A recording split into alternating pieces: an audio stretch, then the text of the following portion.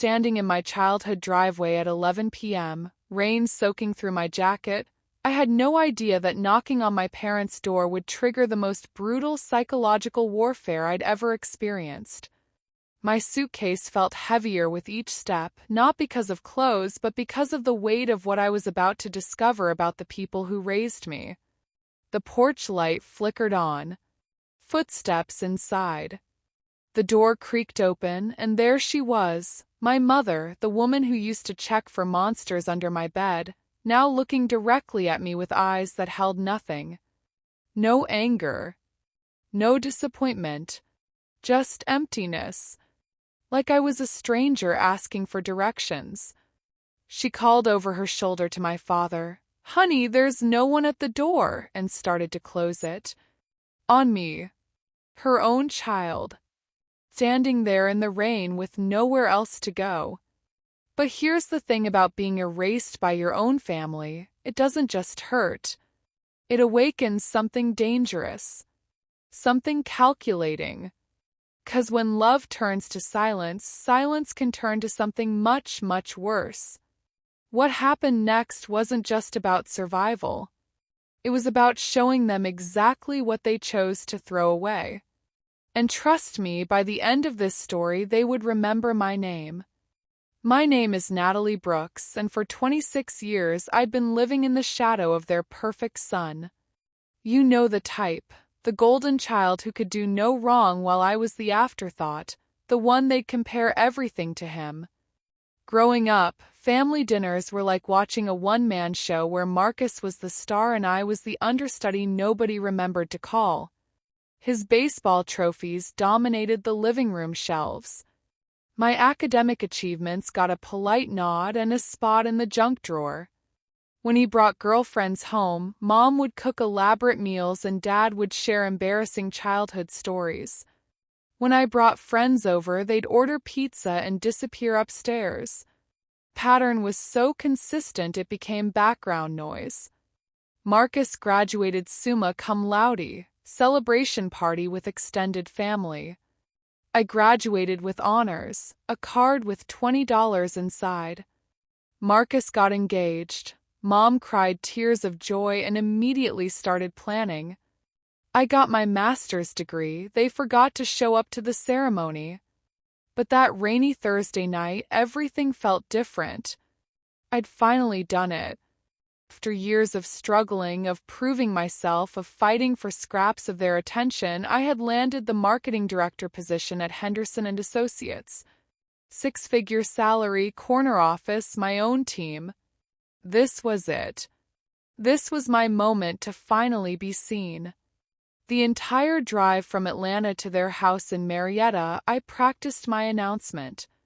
How I'd casually mention the promotion over dinner, how their faces would change when they realized their forgotten daughter had actually made something of herself. Maybe for once, Mom would call her sister to brag about me instead of Marcus. Maybe Dad would finally ask me about my life instead of immediately pivoting to sports scores.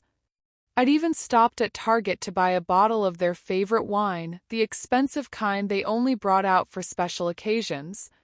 Tonight was going to be special. Tonight I was going to matter. 3 years had passed since our last real conversation. 3 years since the fight about my irresponsible life choices and my lack of direction. I'd given them space, worked on myself, built a career, became the person they always said I should be. This was my comeback story. My redemption arc. Or so I thought. 2 weeks before that night, Marcus had called me. Actually called me. We hadn't spoken in months, so when his name flashed on my screen, I almost didn't answer. Nat, his voice was unusually warm, almost friendly. Listen, Mom and Dad are planning this huge family trip to the Bahamas for their 30th anniversary. They want everyone there, you, me, Jessica, the kids. Like old times, you know? They specifically asked me to invite you. My heart jumped. They wanted me there. They specifically asked for me. It's next weekend, Marcus continued. "Mom's been talking about it non-stop," she said, and I quote, "It won't be the same without Natalie. You should come by Friday night so we can all leave together Saturday morning." Like a real family reunion. For the first time in years, I felt wanted, needed, essential to their happiness instead of optional. I cleared my entire schedule, took vacation days I'd been saving for months, bought new clothes for the trip, sundresses, swimwear, even a fancy dinner outfit for what I imagined would be romantic family dinners on the beach. I packed like I was going to meet royalty, choosing every item carefully, wanting to look successful, put together, worthy of being their daughter again. The drive to their house felt like redemption. Finally, we were going to be a real family. Finally, I was going to be part of something instead of watching from the outside. I pictured us laughing on the plane, building sandcastles with Marcus's kids, sharing inside jokes over tropical cocktails. I pulled into their driveway at exactly 9 p.m., just as Marcus had suggested. Their house was blazing with lights, and I could see silhouettes moving around inside. My heart was pounding with excitement as I grabbed my suitcase and the bottle of wine I'd brought to celebrate. 3 steps to the front door felt like 3 miles. I knocked, practically bouncing on my toes with anticipation. The porch light clicked on. Footsteps approached. The door opened, and there was Mom, wearing the blue sweater I'd bought her for Christmas 2 years ago. She looked directly at me, her eyes scanning my face, my suitcase, the wine in my hands. And then something died behind her eyes. "Oh," she said, her voice flat as roadkill. She turned her head back toward the house and called out, "Honey, there's someone at the door selling something." My smile froze. "Mom, it's me. Natalie. I'm here for the trip." She looked back at me with the same expression she'd give a telemarketer. Complete blank confusion, like I was speaking a foreign language. "I'm sorry, I think you have the wrong house," she said, already starting to close the door. "Mom, stop." I stepped forward, my voice cracking. "Marcus called me. The Bahamas trip. You asked for me specifically." The door stopped moving, but she didn't open it wider. Behind her, I could hear Dad's voice. "Who is it, Linda?" "Nobody important," Mom replied, never breaking eye contact with me. "Just someone confused about addresses." The words hit me like a physical punch. Nobody important. I stood there, rain starting to drizzle, watching my mother, the woman who taught me to ride a bike, who kissed my scraped knees, who used to braid my hair, look at me like I was nothing. Not even worth acknowledging. Not even worth the courtesy you'd give a stranger. "Please," I whispered, and I hated how small my voice sounded. "I cleared my schedule. I bought clothes. I'm packed for the trip." She tilted her head slightly, like she was trying to solve a puzzle. "I think you're confused, dear. We don't know you." That's when I saw him. Marcus, walking up behind her, stopping when he spotted me. Our eyes met for just a second, and I saw something flicker across his face, guilt, maybe, or satisfaction. He looked away immediately and said to Mom, "Everything okay? We need to finish packing if we're leaving early tomorrow." Tomorrow. They were leaving tomorrow. Without me. Without even the decency to tell me I was never invited in the first place. I stood in that doorway for what felt like hours but was probably only 30 seconds, waiting for the punchline, waiting for someone to break character and laugh, waiting for this to be some twisted joke. It wasn't.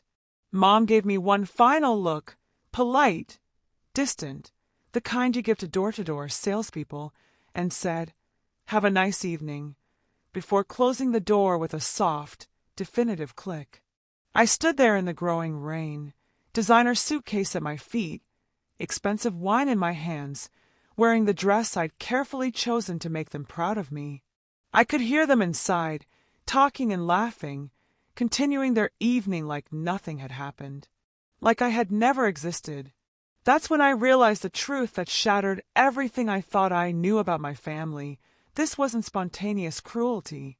This was planned, calculated. They had coordinated this rejection like a military operation, and I was the enemy they decided to eliminate. The rain soaked through my dress, but I couldn't move. I couldn't breathe.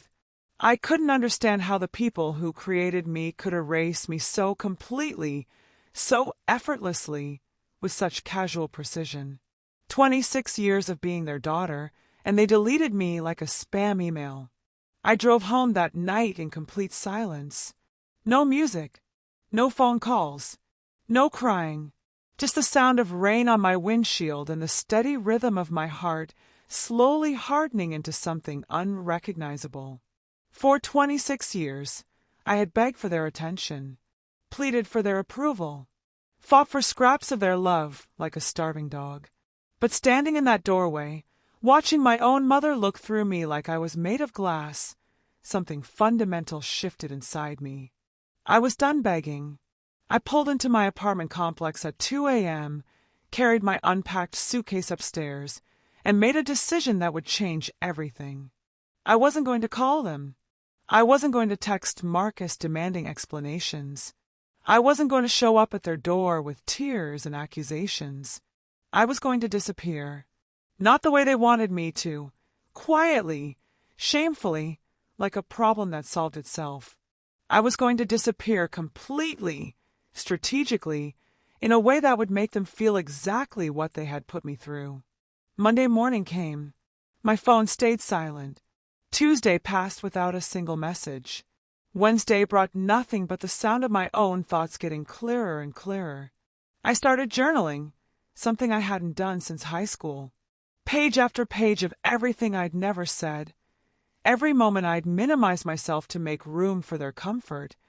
Every time I'd apologize for existing in their space. Day 3, I wrote. They're probably back from the Bahamas now. Probably posting pictures on social media of their perfect family vacation. I wonder if anyone asked where I was. I wonder if they even noticed the empty space where I should have been. I didn't check their social media. I didn't need to. I could picture it perfectly. Marcus's kids building sandcastles, Mom and Dad holding hands on the beach, everyone smiling like they'd never been more complete. But here's the thing about silence. It's not passive.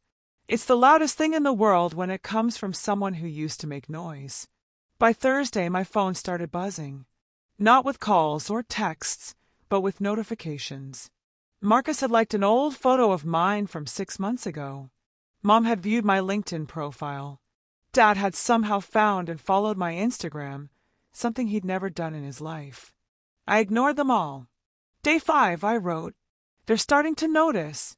They're checking up on me digitally, probably confused why I haven't called to thank them for the misunderstanding or beg for forgiveness for whatever crime I committed by existing. The silence was working.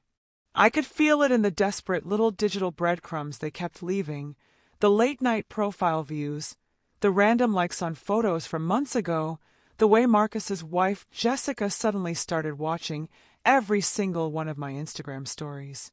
Friday night, my phone rang. Marcus.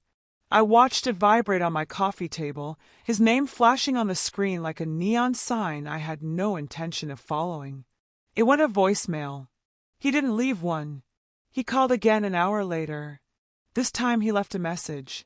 Hey Nat, it's me. Just checking in. Haven't heard from you in a while. Call me back when you get this. I deleted it without finishing it.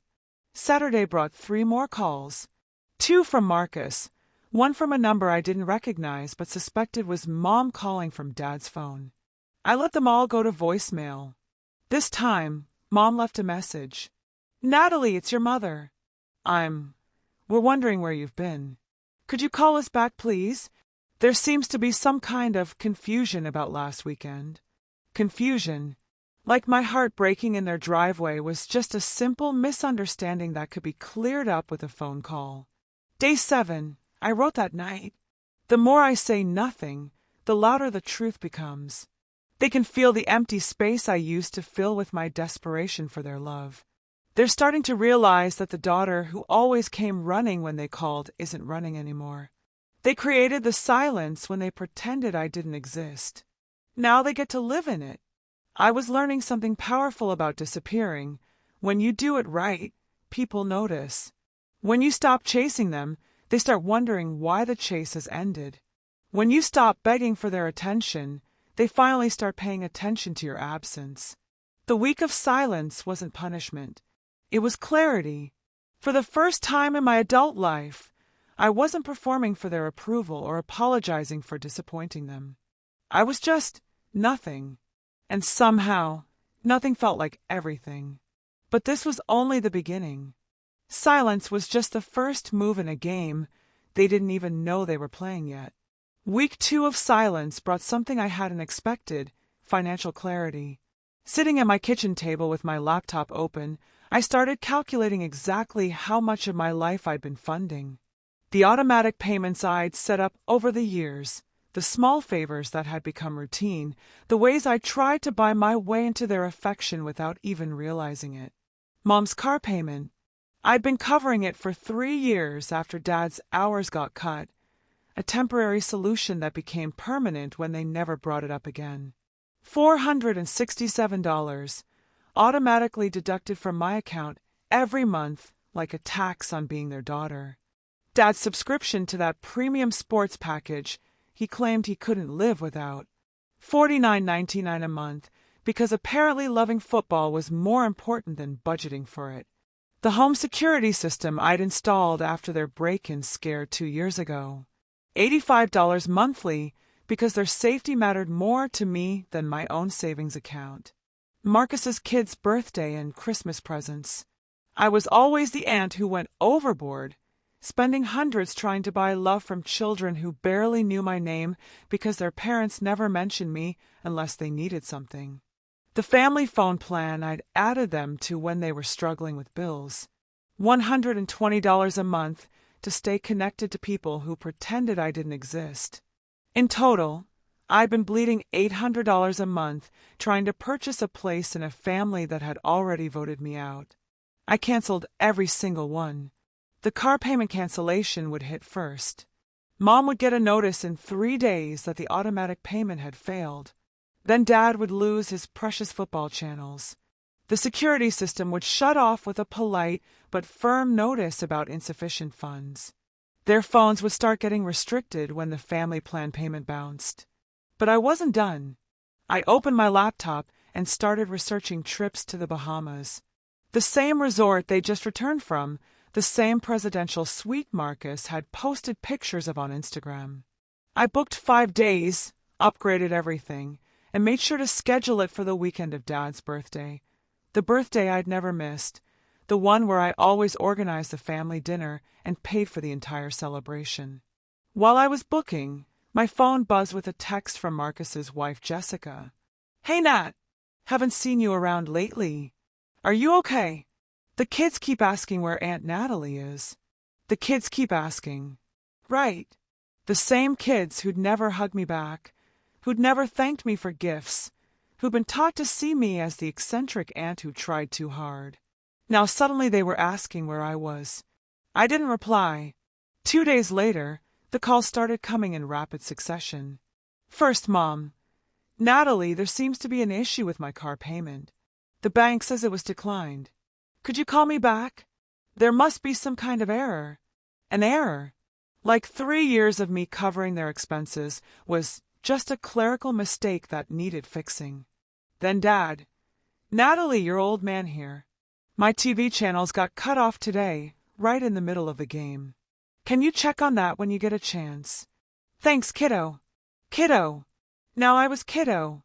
2 weeks ago I was nobody important. Now I was kiddo. The security company called Mom directly when their payment failed. She left me a frantic voicemail.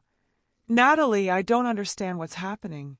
First the car, now the security system is shutting off. Are you having financial problems? We can help if you need us to." They could help. The people who'd been living off my generosity for years were offering to help me.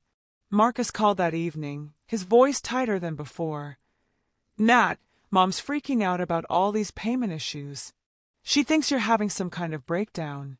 Can you just call her back and sort this out? You're scaring her. I was scaring her. Me, the daughter she pretended not to recognize, was now scary because her free ride was ending. I finally answered the phone on Thursday, exactly 2 weeks after their Bahamas trip.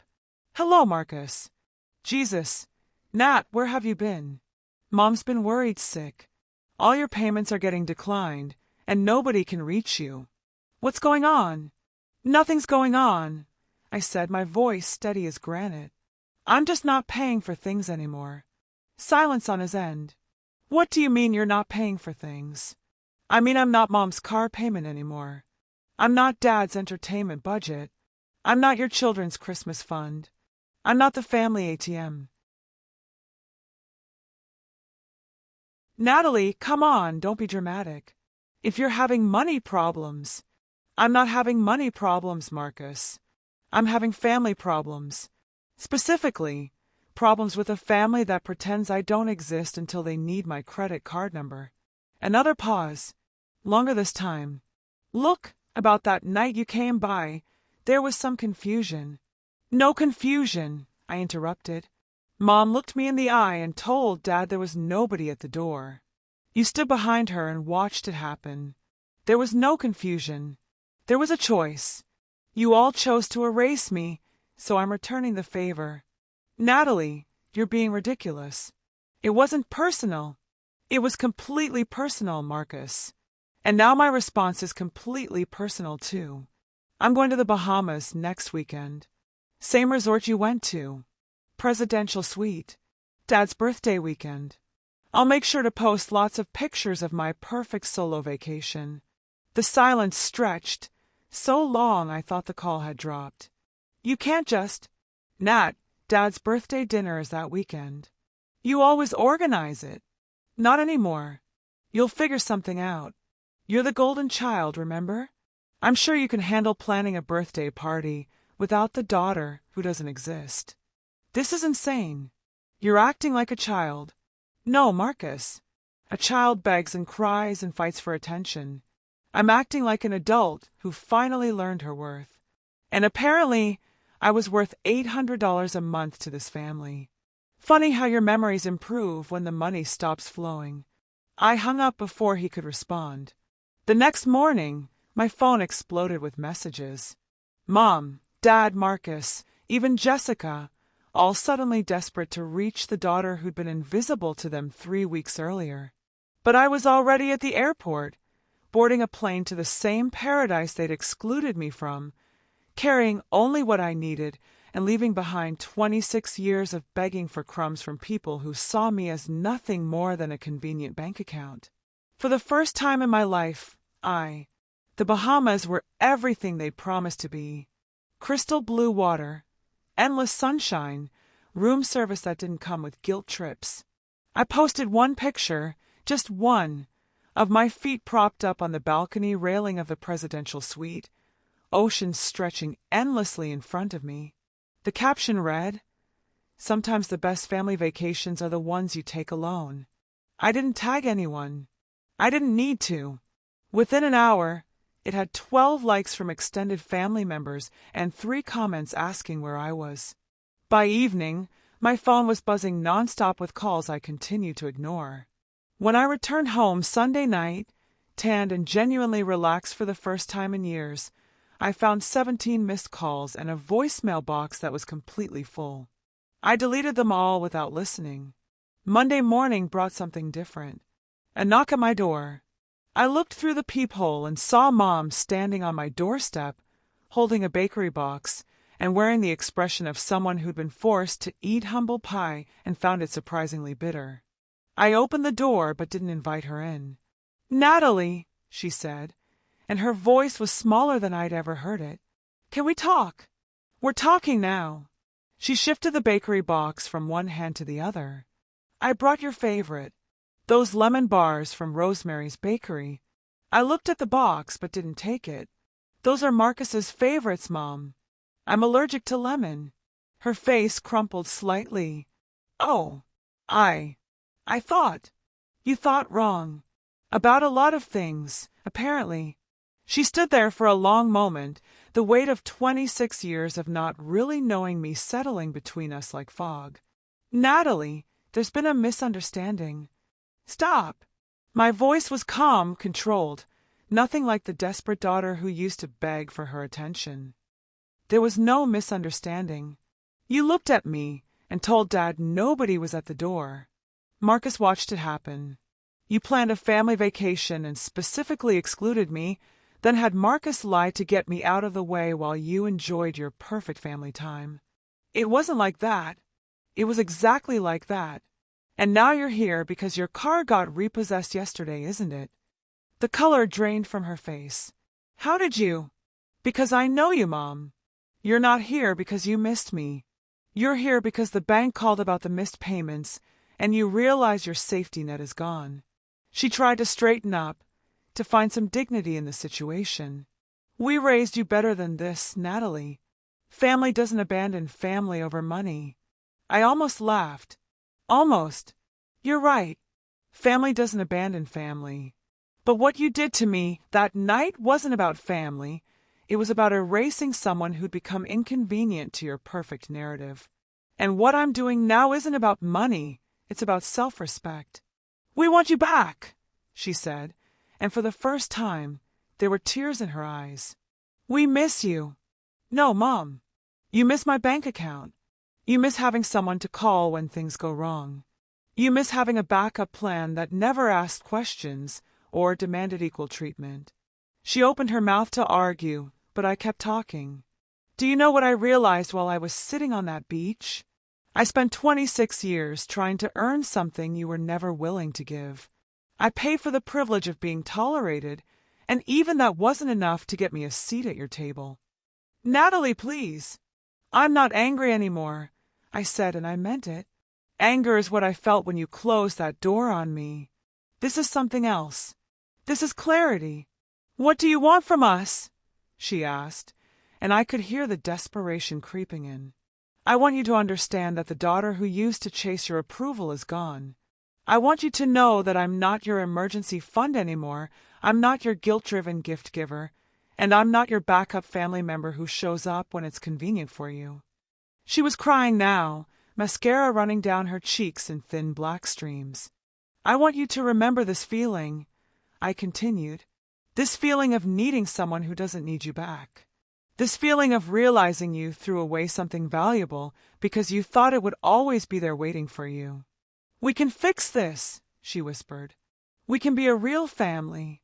We could have been 26 years ago when I was born, or 18 years ago when I graduated high school, or 6 years ago when I got my master's degree, or 3 weeks ago when I knocked on your door with a suitcase and hope in my heart. I stepped back from the doorway. But not today, Mom. Today you're just someone who used to know me, standing on my doorstep, holding the wrong pastries and making promises you should have made decades ago. I closed the door softly, not with anger, but with finality. Through the window, I watched her stand there for 5 full minutes, holding that bakery box, probably waiting for me to change my mind and come running after her like I always had before. But I didn't. I made myself a cup of coffee and sat in my living room, listening to the sound of her footsteps, finally retreating down the hallway. The revenge I dreamed of wasn't dramatic or explosive. It was this, watching someone realize they'd lost something they could never get back, not because they couldn't have it, but because they'd chosen to throw it away when they thought it had no value. Sometimes the loudest statement you can make is the sound of a door closing quietly and the echo of footsteps that aren't chasing after you anymore. 6 months later, I was sitting in my new apartment, a beautiful one-bedroom with floor-to-ceiling windows and a view of the city skyline. When it hit me, I was finally home. Not the kind of home I'd spent my entire life begging for, where love came with conditions and acceptance required payment plans. This was different. This was the kind of home you build when you stop waiting for other people to give you permission to exist. With all that money I'd been bleeding to fund my own rejection, I transformed my entire life. The $800 a month I used to disappear into their needs became investments in mine. I'd renovated my space, started therapy, enrolled in photography classes I'd always wanted to take but couldn't afford because I was too busy playing bank to people who saw me as an ATM. The silence from my family had become complete after Mom's visit. No more desperate phone calls, no more random social media stalking, no more guilt-laden text messages on holidays. They'd finally accepted what I'd been trying to tell them. I was done. But the strangest part wasn't their absence. It was how little I missed the chaos they used to bring to my life. I'd spent so many years believing that family meant tolerating disrespect because blood was supposed to be thicker than dignity. I convinced myself that love meant accepting scraps and calling them feasts, that loyalty meant funding people who wouldn't fund you back, that being a good daughter meant shrinking myself small enough to fit into whatever leftover space they had for me. I was wrong about all of it. Real family doesn't make you pay admission fees. Real love doesn't require you to audition for it every single day.